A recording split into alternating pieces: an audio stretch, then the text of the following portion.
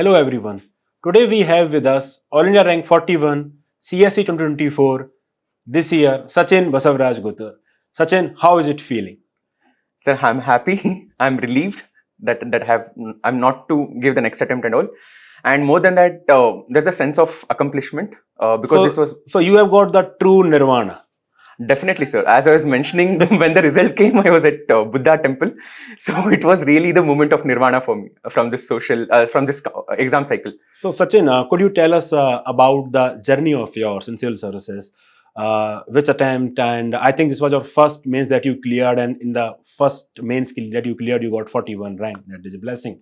So could you tell us a little more about your background and your journey? Yes, sir. So my name is Sachin, and I come from Kodial village, from Ranebenur Taluk of Haveri district, and have done my MBBS is my graduation subject. And after that, I delved into UPSC competition, and this was my fourth attempt, sir. And I had taken anthropology as my optional. And as you rightly said, this was my third mains, but first mains which I could successfully clear, and first interview. And here I am, with God's grace. So you gave before that three mains continuously, and this was third mains that you clear. So what do you think made all the difference? I mean, which things you believe, I mean, made all the difference in terms of result for you, you know? And if you can just break it down in terms of actionable points, I think that will help a lot of aspirants who wants to just get out of this cycle. Right, sir. So with respect to my first two mains, like one mains I had given from Bangalore, and there I couldn't figure out the exam properly, so I had to move to Delhi. And then in the second attempt, I had some health reasons, so my preparation was still inadequate. And in the third mains, I was fortunate enough to create the proper ecosystem around me. Like I had right mentors, right friends, and also a right routine to follow for the mains exam. And I had strategy across papers, like how to approach paper 1, paper 2, paper 3, and paper 4. So let us speak on this right ecosystem, as you rightly pointed out. That becomes very important. So speaking of routine, so what was your daily routine look like? Especially between prelims and mains. Right. So unfortunately, had to waste those 14, 15 days till the results come, because I was not sure whether I'll be clearing prelims. I was on the borderline, like plus or minus 5 marks. And after that, once the result came, I enrolled with ethics course. So that gave me the push, like the initial momentum. And after that, the basically had to divide the entire day into two slots. One is for my optional and one is for my GS. So that's what I did. And I was regular because of my friends and all. I was regular in giving mocks this time. I was not fearful of failing in mocks. Actually, that was one right thing. I just went there. I started loving writing answers. There was a change, and also I knew what to be done across papers, and that was the right thing. Could you elaborate a bit more on across the paper strategy of yours, so that aspirants they can also build out their own strategy listening to you? Right. So with respect to GS1, what we read for prelims, I think that suffices. You need not do anything extra. And also for me, I think because of my anthropology optional, I had good hold over society. So that was taken care. So if you only society need to be put extra efforts. Otherwise, all three other, if whatever you have read for prelims, you can carry on with that. You just need to memorize it, right answers. And second, GS2, it was how you read newspaper and catch the value additions from the newspaper. For example, polity, identifying the issues and identifying the different dimensions of the issues and how to approach the questions. And the paper 3, the economy and all, the conceptual clarity, sir. If you know to know how to use the graphs in economy, or even to even disaster management and all, if you can come up with a framework how to approach that, that's better. And GS4, I took your course, and that definitely helped with the clarity. We can speak more on that. Oh, so see, regarding paper four, it's a lot of abstract paper, a lot of, I would say, demand a lot of conceptual clarity also. So, in terms of orientation, do you think that there has to be, a bit of difference in terms of orientation with respect to GS 123 and GS 4? That what is it that aspirants should look for when they're preparing for GS 4, and how it is different than GS 123? Right. So with respect to GS 123, I feel it's less subjective or less abstract, because the concepts are there, like you can see it. There are examples to the. With respect to GS4, it becomes little difficult to understand the concept, to have that conceptual clarity across the key terms given in the paper. So to start with, you need to have that proper clarity, so that once you have the clarity, you can see that, like, even in your day-to-day life, or even the across the newspaper articles, you'll be able to identify, okay, this is what it relates to. So if you can have such clarity to start with, that is one thing. So second is, like, as I was saying, I joined the course, and after that, across those 12 classes that we had for theory, it helped me subconsciously to learn how to think. So once you have better clarity, I think you can appreciate the demand of the question better. That is very important. Like, most of the times, we believe that we have understood the demand of the question, which is not the reality. So if you can understand, if you have that conceptual clarity as your foundation, then you can appreciate the demand. Then you can come up with your answers. So the thinking part helped me in the course. And thirdly, sir, the next part will be how to execute. That's about how to write the answers. And there, you gave us a lot of frameworks, ready-made structures on how to think, because it's hardly 7 minutes that you have In the in the examination. exam. You might be knowing so much, but the time factor is crucial. So these three things help me, so with respect to ethics.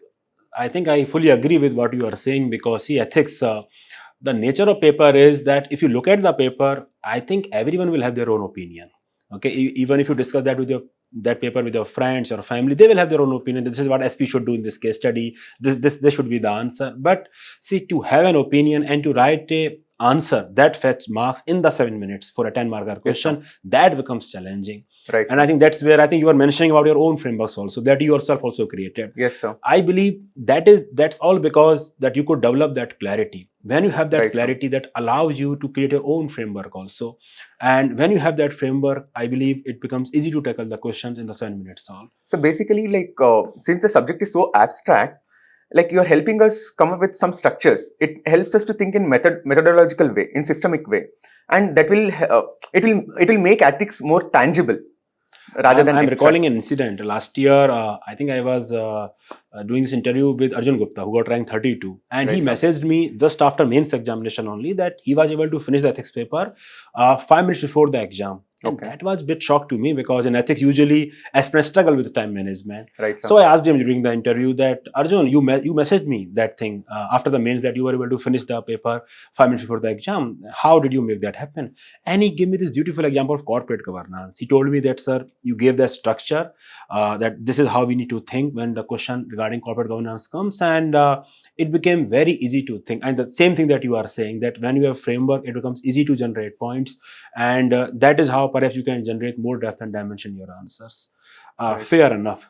Okay, so moving beyond ethics, academics, I would say, Sachin, you see, this was your fourth attempt, Right, okay, sir. and journey, it is very tedious.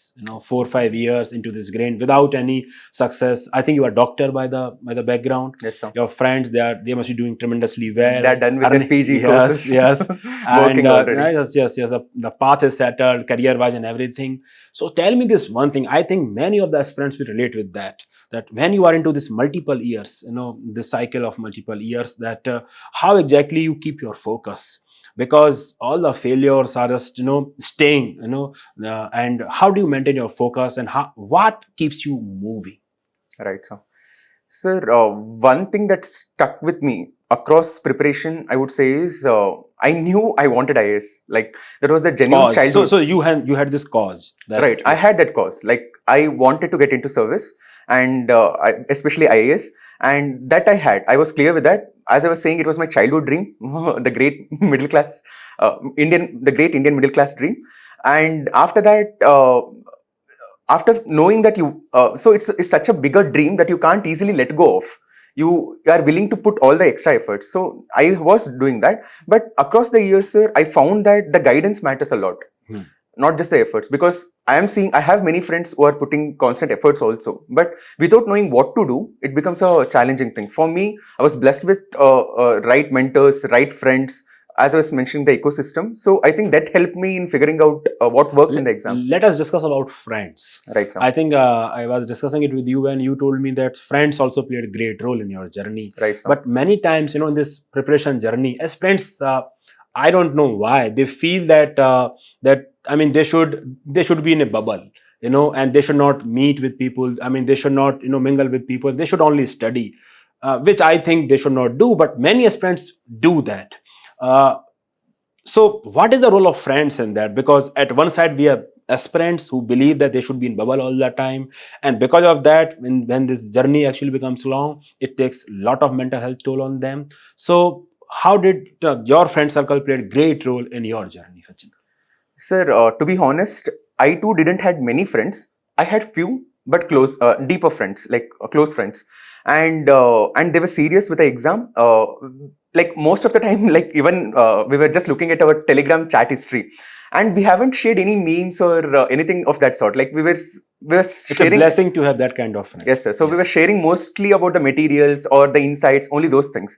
And so, and also, I have to take this name. He's Arjun, and friend like him, he always had that positive outlook about the life, and he was always saying that you will make it. Like he had more faith in me than I had myself. Nice. So those kind of friends really help during our setbacks. And even I had another friend called Raja. He's in IRS now, and he's from IIT IIM, and he always used to give the insights like what works and all. So such friends definitely help so through in the journey. So I think that is one thing that you can take away from this podcast, my dear students, that you should not remain in isolation. Man is a social animal, so it is important that we keep close friendships. I mean the friendship, the kind of friends that we have, that is important, who are also equally focused and everything. But you should not remain isolated, because it will otherwise take a lot of toll on your mental health. That is important. Definitely, Uh, sir. Like if I can say, if you're together, right, like the process becomes so enjoyable. If you have that healthy competition between the friends, the process becomes so enjoyable. If you're doing it alone, uh, it you can just think whatever, and it takes a lot of mental toll. So I think so. Doing it together definitely helps. Journey together definitely helps. So, I mean, apart from friendship, which other thing that you will attribute that this thing helped you tremendously in terms of making you optimistic about this journey, and all the perseverance, focus? Which other thing that you will attribute?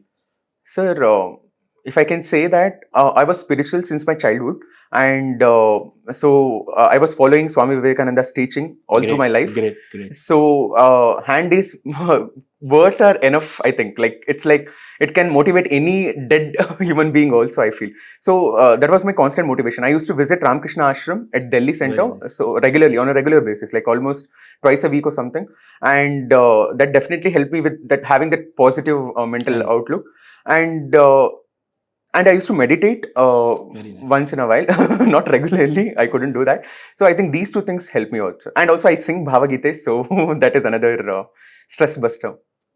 So, dear students, UPSC asked this question. I remember in one of the quotation-based question that a man is the product of what he thinks he becomes, and that's why having the right thought process is important.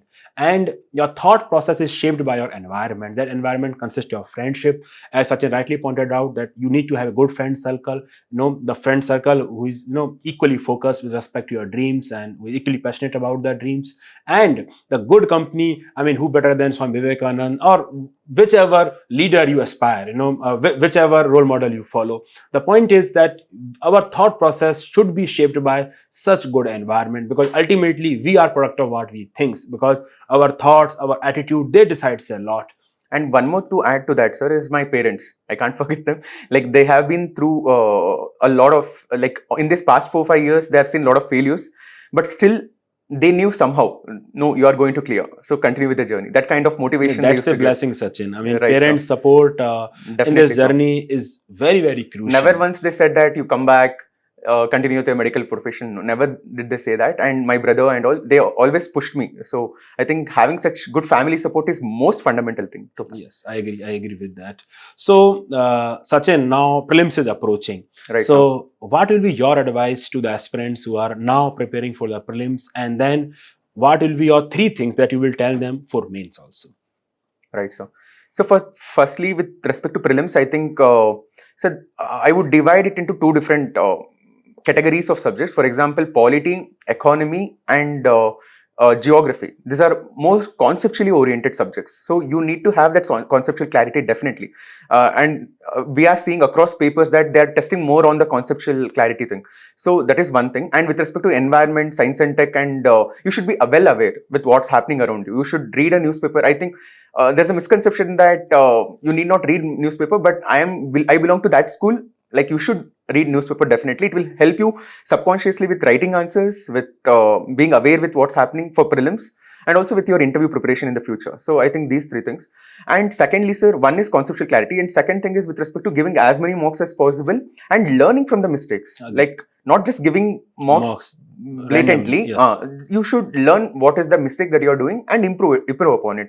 So with first iteration, second iteration, or somewhere you will reach that stage, that threshold where you can clear prelims easily. So I was fortunate enough to clear consistently with the prelims. So these two things should be definitely done. So. And between prelims and mains, if you were to speak of three important habits for mains, what will those habits be? I'm speaking about habits. If you remember, I'm great fan of virtue ethics. Habits. Right, sir. Right, habits. So, which three habits you will say that this is what aspirants should cultivate between prelims and mains? Sir, I can think of two now. One is I was maintaining this diary, so where I used to write down the number of hours that I used to study on a daily basis. So it gave me that accountability. Like I was seeing there tangibly, like what's happening, what's not happening. So that is one thing will definitely help if you can just maintain that diary where you can just write what all you did there, not like like a 10 marker, but just like 3-4 lines, and maintain the record of how many hours you have studied in a given day.